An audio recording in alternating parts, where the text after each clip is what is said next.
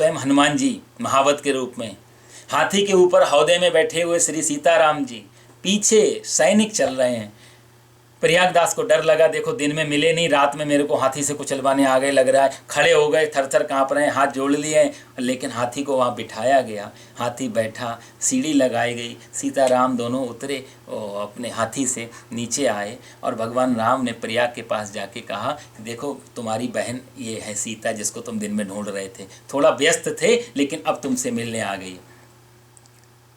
प्रयाग ने बोला कि नहीं, मुझे नहीं लगता ये मेरी बहन है सीता। भगवान राम बोले, क्यों, तुम्हें क्यों नहीं लगता, कोई पहचान मालूम है, कुछ जानते हो, पहले कभी देखा है? प्रयाग बोले, देखा तो कभी नहीं, लेकिन एक पहचान मालूम है। बोला क्या? बोला कि एक पहचान ये है, राम ने कहा बहन सीता तुम्हारी है। भगवान राम ने कहा ये बहन सीता है। राम ने कहा बहन सीता तुम्हारी है, बाल ने कहा समझ में ना आता है। प्रयाग बोले, मुझे समझ में नहीं आता मेरी बहन। बोला क्यों? बोले विरह व्यथा से चरणों में लोट लोट कर रोती है बहन जब भाई मिल जाता है। इतने समय के बाद उनसे मिला हूं पहली बार, रोती है बहन जब भाई मिल जाता है। ये तो दूर ऐसी खड़ी हुई है, यदि सही मेरी बहन होती तो मेरे गले लगती, मेरे को प्यार करती, रोती, आंखों में अश्रुधारा होती। ये पहचान है। राम माता सीता ने यह सुना, तुरंत आंखों से झरझर आंसू बहने लगे, तुरंत प्रयाग के पास आ गई। बोले भैया, बोले कि भूल गई मैया पर भैया हमें भूले नहीं। माता सीता कहती कि भूल गई मैया पर भैया हमें भूले नहीं। और भैरव सिया के उर्भाव भर आता है। माता सीता भी रोने लगी और कहते रोने लगी सीता, पग आंसुओं से धोने लगी, और भाई भगनी का भगवान धन्य नाता है। भाई भगनी का भगवान धन्य नाता है। प्रयाग को माता सीता ने राखी बांधी, मिठाई खिलाई। प्रयागदास तो बस रोते ही रहे, सिर झुका के, कुछ कह नहीं पाए। भगवान राम दूर खड़े खड़े मुस्कुराते रहे ये दृश्य देख करके। अब ये थोड़ी देर में ये दृश्य पूरा शांत हो गया, अदृश्य हो गया। प्रयाग ने ये बार बार इसी दृश्य को, मेरी बहन मेरे से मिलने आई, मेरे बहनों ही मिलने आए, देखो कितने बड़े लोग हैं, इतने बड़े लोग मेरे जैसे से मिलने आए, मन में बहुत रो रहे हैं। पूरी रात गुजर गई रोते रोते रोते रोते, वृक्ष के नीचे बैठे हुए हैं, नींद आई नहीं। सुबह प्रातः काल हुआ तो एक संत वहाँ से गुजरे और संत की दृष्टि पड़ी, और संत थोड़े भगवान साक्षात्कार वाले संत थे, समझ गए। भक्त भक्त को देख के पहचान लेता है।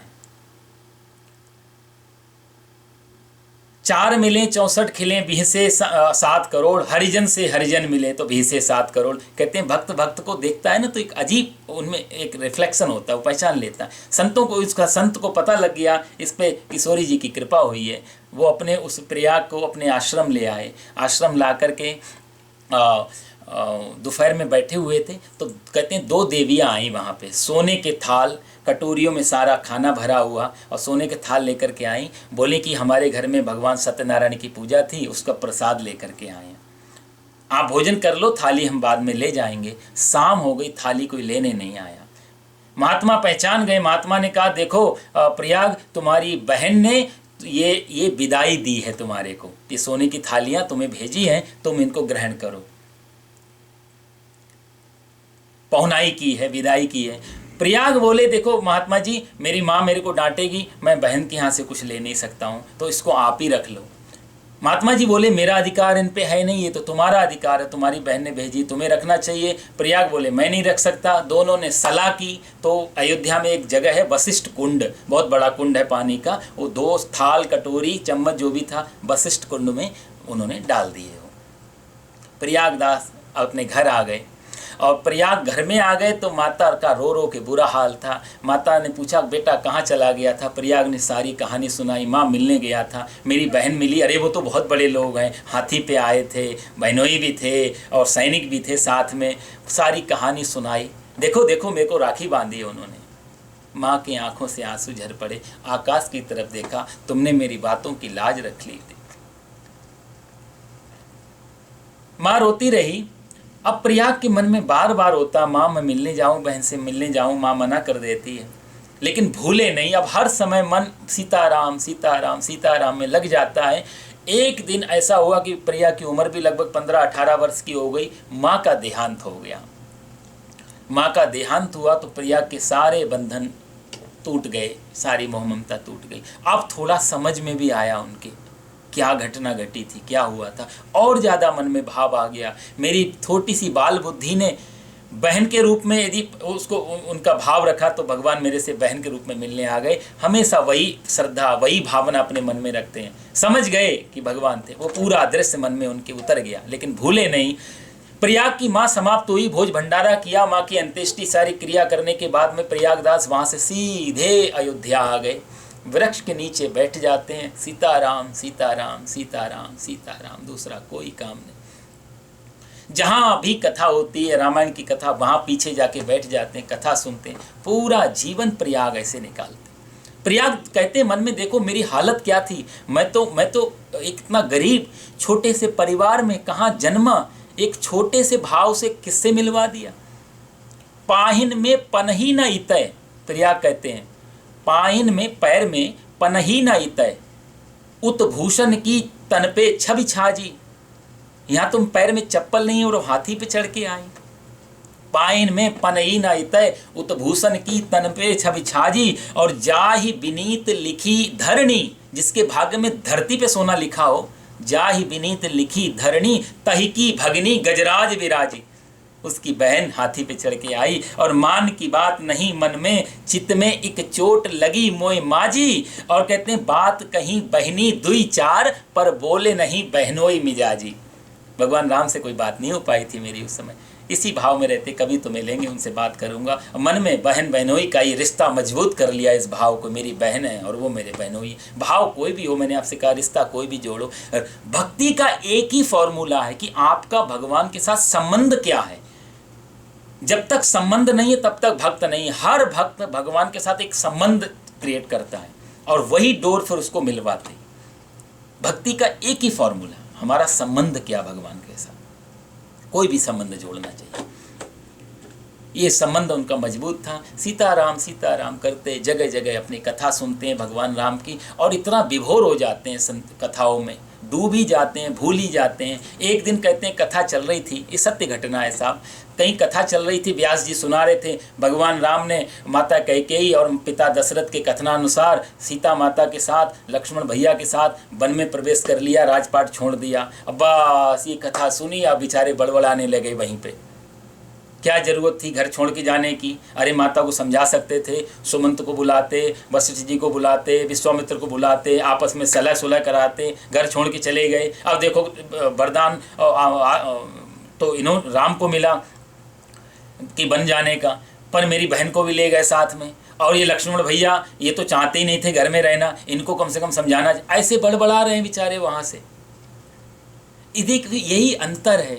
हम कथा सुनते हैं कहानी की तरह, संत और भक्त कथा जीते हैं, सुनते नहीं है, कथा को जीते हैं। उनकी आंखों में लाइव चलता है। आज भी कई संत महात्मा ऐसे हैं जो कथा सुनाते। डोंगरे महाराज जी आप देखो, डोंगरे महाराज जी हमारे लोगों के ज़माने में भी थोड़े समय पहले ही उनका शरीर शांत हुआ। 3 से 4 घंटे कथा करते थे डोंगरे महाराज जी। आप बैठे हैं, खांस रहे हैं, चले गए हैं, पानी पी रहे हैं, सो रहे हैं, नहीं सुन रहे हैं, उनको कोई लेना देना नहीं था। जहाँ व्यास गद्दी पे बैठे, सीताराम करके आंखें बंद की और कथा शुरू कर दी। ऐसा लगता था जो डोंगरे महाराज जी जो देख रहे हैं वो बोल रहे हैं। उनको कोई फर्क नहीं पड़ता ऑडियंस कितनी है और क्या कर रही है, वो जो देख रहे थे सुनाते, ऐसा लगता था।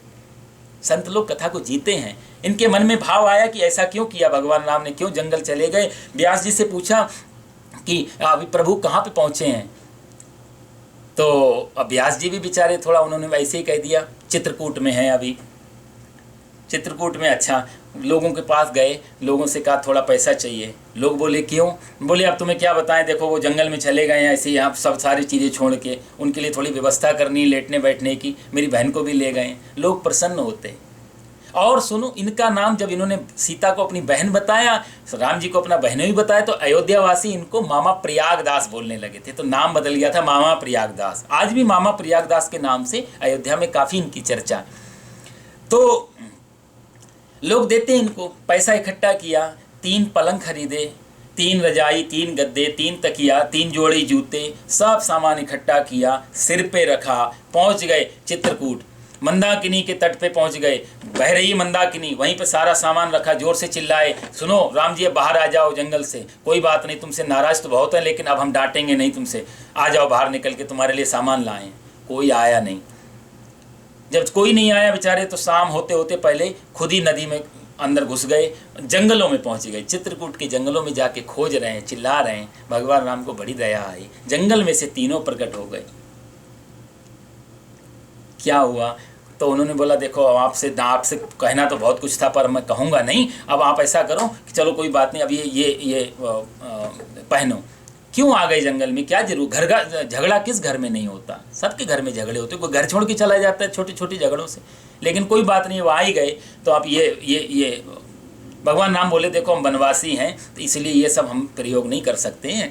और तो बड़ा ताना मारते बोले प्रयागदास जी कि पलंग पे ना बैठेंगे ना पहनेंगे जूते, बड़े व्रतधारी के बेटा बने हैं, बहुत बड़े व्रतधारी के बेटा हो, पहनो चलो। भगवान राम बोले नहीं, हमारी प्रतिज्ञा है, हम वनवासी हैं। तो बोले तुम तो हम किसी कभी जीवन में मांगा नहीं अपने लिए, तुम्हारे लिए मांगने का कलंक अपने सिर पे रखा, लोगों से मांगना पड़ा, कलंक लगाया, आप इसका क्या करें? भगवान राम बोले अब तुम यूज़ करो इसे, आप प्रयोग करो। प्रणाम किया, वापस चले आए। एक खटिया, पलंग, एक रजाई, गद्दा, तकिया और जूते पहन के वापस आ गए और सीधे वहाँ से इलाहाबाद प्रयाग वापस आए हैं। प्रयाग रास्ते में, प्रयाग पहुँचने से रास्ते पहले में नीम का एक बड़ा सा वृक्ष का पेड़ था, वहाँ उसके नीचे चारपाई बिछाई, गद्दा बिछाया, रजाई लगाई, सर्दी का महीना था, जूते पहने हुए आराम से उस पर लेटे हुए। लोग बोले कि आप चलो, अब कुंभ का मेला लगा प्रयाग में, यहाँ आप क्यों लेटे हो? प्रयागदास बोले हमें वहाँ नहीं जाना। बोला क्यों? बोला मतवादी है वहाँ इकट्ठे, हम जाके करें क्या मेलों में, और प्रयागदास श्री राम को लेकर पड़े रहेंगे ढेलों में, हम तो यहीं ठीक है अपने ढेलों में। लोग बोले ढेलों में पड़े हो, ये जूते पहन के और बिस्तर पर लेटे हो, सुंदर ये रजाई मखमल की और ये सब तकिया, ये संतों के आचरण है, इतना आसान शौकत, और आपने आपको साधु कहते हो। प्रयाग ने कहा कि कौन कहता है मैं साधु हूँ? मैं साधु, मैं महात्मा नहीं हूँ। तो बोला आप कौन हो? बोले नीम के नीचे खाट बिछी है, खाट के नीचे करवा बोलते हैं जो पानी से भरा हुआ एक मिट्टी का पात्र होता था संतों के पास में। तो नीम के नीचे खाट बिछी है, खाट के नीचे करवा, और प्रयागदास अलमस्ता सोवे राम लला को सरवा। हम तो राम जी के सार हैं, हम तो राम जी के साले हैं, हम कोई संत वंत नहीं है। लोगों ने कहा कि अरे तुम दूसरा कोई नाता ढूंढ लेते, ये सार हमारे पूर्वी उत्तर प्रदेश में आप देखो तो साला जो है ना, उस साले को सार बोला जाता है कि सार। तो लोगों ने कहा तुम्हें सार ही शब्द मिला, सार ही मिले, कुछ और बनते, भक्त बनते, बेटा बनते, कुछ और बनते, ये साले सा। तो प्रयागदास ने कहा कि हम तो राम जी के सार हैं, लेकिन राम जी तो पूरे संसार के सार हैं। तुलसी संसार में राम नाम एक सार, और हमरी संसार को करे हम सारों के सार। हम तो उनके भी सार हैं जो दुनिया के सार बने हुए। ऐसे भक्तों की कथा रक्षाबंधन के पावन पर्व पे। भगवान ऐसी रक्षा करते रहे, हमारी आपकी सबकी परिवार की, दुनिया की रक्षा करें। तो ऐसी ऐसी दिव्य कहानियाँ हैं, दिव्य कथाएँ हैं, और इन पे आज की समय में भरोसा करना थोड़ा मुश्किल ही होता है, क्योंकि वो भावना, वो श्रद्धा का थोड़ा सा अभाव हो जाता है इस वैज्ञानिक युग में। लेकिन सारी कथाएं आज भी गांव में इन कथाओं को सुनो तो लोग बेचारे रोते हैं हिलकियों से, क्योंकि बहुत ज़्यादा बाहर की जानकारियां उनको नहीं है, लिमिटेड जीवन है उनका। तो इन कथाओं में, भक्त और भगवान की कथाओं में दिव्य है। तो खैर हम लोग अब गीता जी में प्रवेश करेंगे। बोलो सच्चिदानंद भगवान की जय, गीता माता की जय।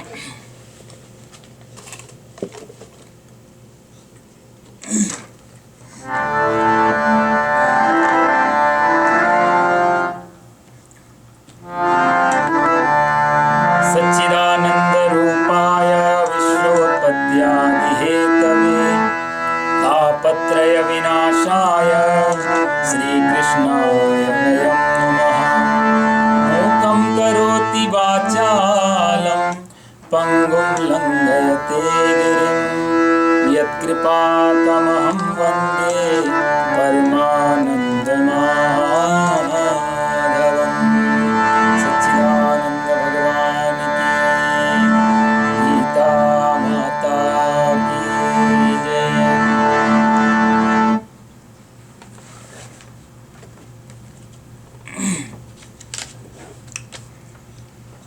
तो आज का श्लोक है 55 है ना।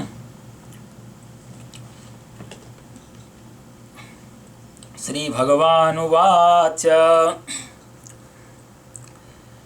प्रजहाति यदा कामान् सर्वान् पार्थ मनोगतान् आत्मन्येवात्मना तुष्टः स्थितप्रज्ञस्तदोच्यते। प्रजहाति यदा कामान् सर्वान् पार्थ मनोगतान् आत्मन्येवात्मना तुष्टः स्थितप्रज्ञस्तदोच्यते।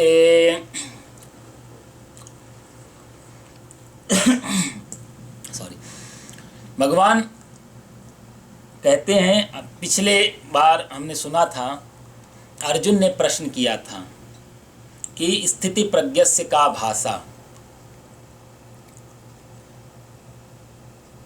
अर्जुन ने पूछा था क्योंकि अब तक अर्जुन के प्रश्न सामान्य थे,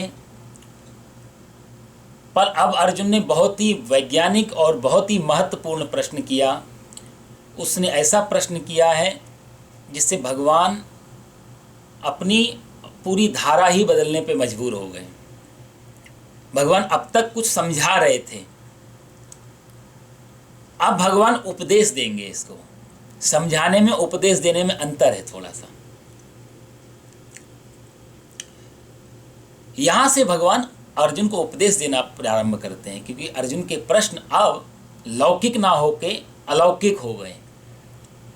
अब वो वही बात कर रहा है जिस स्तर पे, जिस लेवल पे भगवान उसको बता रहे थे, उस स्तर पे अर्जुन पहुंचा। स्थित प्रज्ञस्य का भाषा समाधिस्तस्य केशवा स्तधि किम प्रभासेत किमासीत ब्रजेत किम। स्थित प्रज्ञ कौन है, कैसे बोलता, कैसे करता है, कैसे चलता है। स्थित प्रज्ञ मैंने आपको पहले भी बताया कि स्थित प्रज्ञ जो शब्द है वो गीता में ही पहली बार यूज हुआ है। गीता के बाद ये दूसरे शास्त्रों में आया, विद्वान लोगों ने इसको लिया, लेकिन इससे पहले स्थित प्रज्ञ शब्द ने, स्तधि शब्द है, स्थित प्रज्ञ गीता का अपना बनाया हुआ शब्द है। तो पहले तो इस शब्द को थोड़ा समझ लें। स्थित मतलब होता है स्थिर, बिल्कुल एक जगह स्थिर है जो, उसको बोलते हैं स्थित। प्रज्ञा नाम है बुद्धि का, प्रज्ञा नाम बुद्धि का। तो जिसकी बुद्धि स्थिर हो चुकी है, जो ठहर गए है एक जगह, उसको कहा जाता है स्थित प्रज्ञा। इस संबंध में थोड़े कठिन शब्द हैं, यदि आपको किसी के बारे में कुछ जानना हो तो प्लीज जरूर आप पूछ सकते हैं, क्योंकि मेरा भाव ये समाप्त करना नहीं है गीता को। मेरा उद्देश्य यह है कि गीता चले, लेकिन कुछ कुछ मोती हमें मिलते रहे हर श्लोक से, कुछ कुछ शब्दों को, कुछ कुछ चीज़ों को हम हर श्लोक से निकालते रहें, वो भाव मेरा रहेगा। तो स्थित प्रज्ञ का अर्थ होता है स्थिर बुद्धि वाला, ठहरी हुई बुद्धि है जिसकी। तो उसके बारे में कहते हैं कौन ठहरा हुआ है, स्थिर बुद्धि कैसी है, अर्जुन इसके बारे में पूछते हैं। तो उसके बारे में भगवान पहला उत्तर देते हैं कि प्रजाहाति यदा कामान सर्वान पार्थ मनोगतान। जहाती शब्द का मतलब होता है जो रुक जाए, जो ठहर जाए या निकल जाए या गिर जाए या त्याग दी जाए। तो प्रजाहाति का मतलब कहते हैं कि भली बात त्याग कर देता है। जहाती छोड़ देना और प्र शब्द पहले लगा दिया तो और अच्छी तरह से जहाती से भी काम चल जाता। हम भी कई चीज़ों को छोड़ते हैं, लेकिन उन चीज़ों को इस दृष्टि से नहीं छोड़ते कि दोबारा चाहिए नहीं। हम भी बहुत सारी चीज़ों को त्याग देते हैं, लेकिन हमारा त्याग दोबारा फिर कभी यूज में ले सकते हैं। लेकिन प्रजाति जो शब्द भगवान यहाँ लगा रहे हैं, प्र शब्द लगा रहे हैं, उसका मतलब भली भांति त्याग देता है, मन ही हट जाता है जिससे, जिसमें वापस जाने की इच्छा भी ना करे, उसको बोलते हैं प्रजहाति। कई चीज़ों को हम छोड़ते, जैसे एक आदमी, हम लोग बड़े बड़े मंदिरों में जाते हैं, जैसे आप तिरुपति जाओ या हमारे बद्रीनाथ वगैरह जाते हैं, तो वहाँ लोग बोलते हैं एक कामना छोड़ दो, कोई एक चीज़ छोड़ो यहाँ पे आके। तो तिरुपति में जाके लोग सर मुड़वाते, सर मुड़वाने का यही अर्थ होता था, क्योंकि बालों से बड़ा प्रेम होता था महिलाओं को। वहाँ जाके अपनी सबसे प्रिय चीज़ छोड़ देते थे, और कोई कारण नहीं था मुंडन का, प्रिय चीज़ का त्याग कर देना। तो महात्मा जी पंडा ने कहा कि कोई एक चीज़ का संकल्प लो छोड़ने का।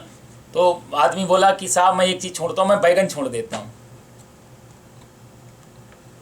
महात्मा जी बोले ठीक है बैगन छोड़ दो, लेकिन तुम लास्ट टाइम कब खाया था? बोला कब खाया था, मैं तो कभी आज तक बैगन खाया नहीं, मुझे बिल्कुल पसंद ही नहीं है, इसलिए छोड़ देता हूँ। इस अर्थ में त्याग नहीं, वो जहाती शब्द है। प्रजहाति का मतलब जो आप जहाँ जहाँ मन फंसा हुआ है, जहाँ जहाँ बुद्धि लगी हुई है, उनको भली भांति जो त्याग देता है। और कहते हैं मनोगतान यदा मनोगतान सर्वान कामान, सारी कामनाओं को जो त्याग देता है, आत्मनः आत्मनि तुष्टः। अब आत्मना मतलब अपने आप से, अपने आप में, तुष्टा माने जो संतोष पूर्वक रहता है, शांत, जिसको वहीं संतुष्टि है, जहाँ संतोष है अपने आप में, अपने आप से, तदा स्थित प्रज्ञा उच्यते है, वही स्थिर प्रज्ञ कहा जाता है। ये भगवान पहला उत्तर दे रहे हैं स्थिर प्रज्ञ के बारे में। आपको एक दो चीज़ें मैं और बताऊं। ये 55 श्लोक है, यहाँ से लेकर के 72 तक जाएगा ये अध्याय, वहाँ पे आके समाप्ति होगी। तो यह टोटल 18 श्लोक हैं। ये 18 श्लोक गीता का सार है कहा जाए तो, सबसे महत्वपूर्ण श्लोक है यहाँ पे, क्योंकि अर्जुन का प्रश्न इतना हाई लेवल पे पहुंचा है, तो भगवान उसी दृष्टि से बोलेंगे। तो ये 18 श्लोक कहा जाए तो गीता के प्राण हैं, गीता के सार हैं। गीता में भी 18 अध्याय हैं। उन 18 अध्याय का भगवान ने 18 श्लोकों में पूरा सार दे दिया। यदि पूरी गीता नहीं भी सुन पाए, ये 18 श्लोक भी ढंग से समझ लिए, तो पूरी गीता में इन्हीं की व्याख्या चलेगी। सारा इंटरप्रिटेशन इन्हीं श्लोकों का होगा, आप देखोगे तो। आचार्य विनोबा भावे, मैंने सुना आचार्य